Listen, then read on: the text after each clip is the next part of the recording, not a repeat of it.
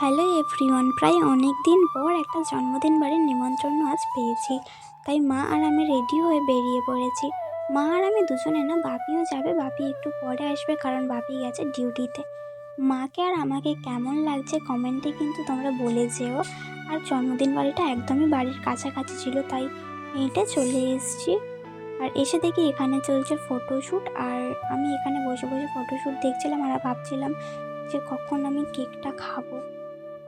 তারপর সেই অপেক্ষার অবসান ঘটিয়ে কেক কাটাটা শুরু হয়ে যায়। তো চলো দেখতে থাকো। আর যার জন্মদিন ছিল সে নিজে এসে এই লজেন্স দুটো আমাকে দিয়ে যায়, এটা একটু বেশি ভালো লেগেছিল। আর তারপর কেক নিয়ে নিয়েছিলাম। কেকটা খেতে খুব ভালো ছিল, তাই দুবার নিয়েছিলাম। একবারের ভিডিওটা নেওয়া হয়নি, তাই আরেকবার নিয়েছিলাম। এখানে বসে বাপির জন্য অপেক্ষা করছি, বাপি আসলে আমরা তিনজন একসাথে খেতে বসবো।